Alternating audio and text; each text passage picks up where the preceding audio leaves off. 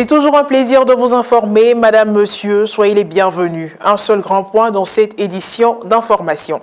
Ce mardi 5 janvier 2021, les pères Emmanuel Woina et Jean Bonzo Kouassi, respectivement, secrétaire général de la Conférence des évêques catholiques de Côte d'Ivoire et vicaire général du diocèse de Grand-Bassam, ont donné une conférence de presse portant sur la célébration du jubilé des 125 ans d'évangélisation en Côte d'Ivoire. C'était au siège de la Conférence des évêques catholiques de Côte d'Ivoire, en présence d'autres prêtres des diocèses de Grand-Bassam et d'Abidjan, sans oublier celle des hommes et des femmes de médias. L'aventure du 28 octobre 1895 continue avec les générations nouvelles. La grâce de Dieu est toujours présente et l'appel à aller au large retentit toujours à nos oreilles. Nos prédécesseurs dans la foi nous ont légué une histoire que nous devons mener à son accomplissement avec la grâce de Dieu.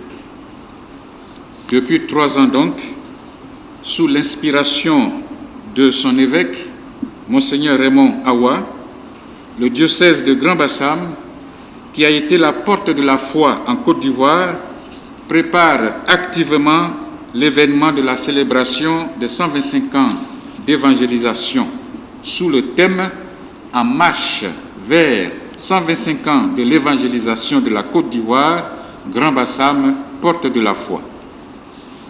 Le 24 janvier 2021 marquera la clôture solennelle de cette célébration et la clôture de la 117e Assemblée plénière de la Conférence des évêques catholiques de Côte d'Ivoire, qui pour la circonstance et pour marcher vers l'idéal d'une Église communion autonome au service de tous, exprimé dans son plan stratégique, se tiendra à Grand-Bassam.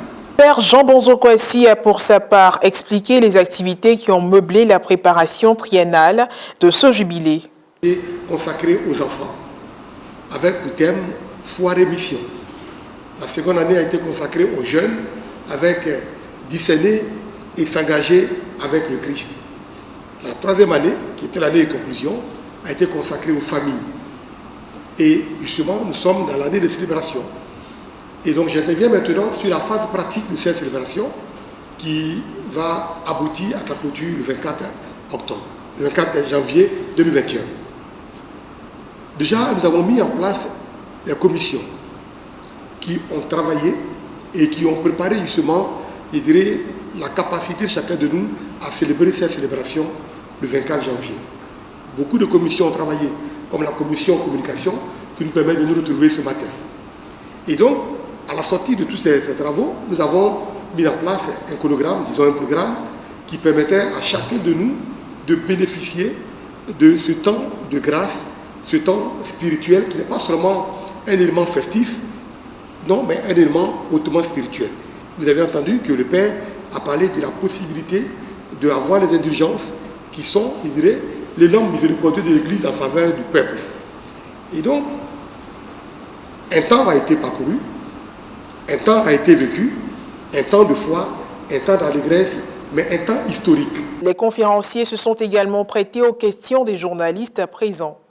Aujourd'hui, l'Église de Côte d'Ivoire a combien d'évêques en fonction? Combien de diocèses à pouvoir? Avec les évêques auxiliaires de Bouaké, nous avons 13 évêques en fonction. Et combien de diocèses à pouvoir? 3 diocèses. En clair, la nomination du nouvel évêque auxiliaire de Bouaké, la récente nomination de l'archevêque de Korogo et l'obtention de l'indulgence plénière, de la peine temporelle, des péchés sont là des grâces du jubilé.